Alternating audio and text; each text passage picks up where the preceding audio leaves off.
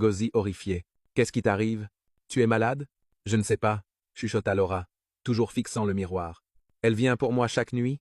Ngozi demanda, tremblant, la femme de la tombe. La voix de Laura se brisa. Maman, je me sens? Ngozi faillit sortir en courant de la pièce. Jésus-Christ, Laura, je t'en prie, dis la vérité. Je vois, toutes les nuits, elles parlent, disent que j'ai profané sa tombe. Laura s'effondra, tenant sa tête. Je sais, ils auront la paix. Et Gozi, mon corps, il pourrit. Et Gozi la regarda, choqué. Ah! Sa mère a d'abord pensé que c'était une attaque spirituelle de la part d'amis jaloux. Elle l'a emmenée de maison de prière en maison de prière. Certains prophètes ont imposé les mains, d'autres ont versé de l'huile. Mais l'état de Laura n'a fait qu'empirer. Désespérée, sa mère a cherché un ancien de la communauté, connu pour s'occuper des affaires spirituelles. L'homme a écouté calmement, puis a poussé un profond soupir. Les tombes ne sont pas des toilettes, a-t-il dit. Les morts peuvent dormir, mais ils n'oublient pas le déshonneur. Elle a irrité un esprit agité.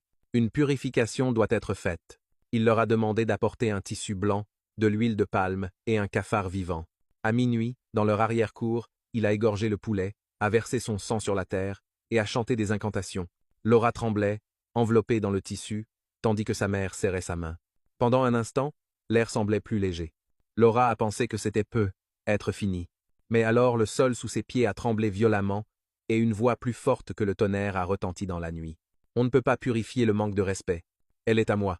La lanterne s'est éteinte. L'ancien a reculé de peur, laissant tomber son bâton. Emmenez-la.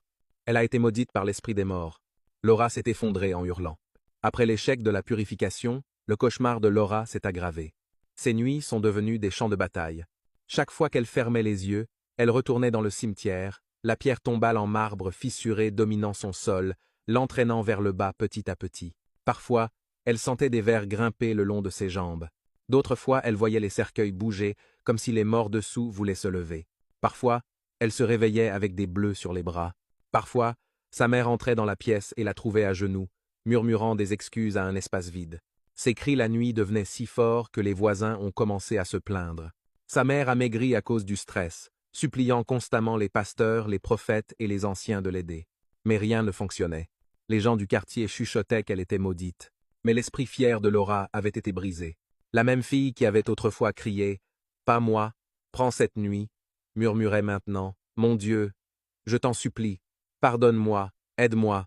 Nos amis ont complètement cessé de venir. Même Gozi, qui avait été son plus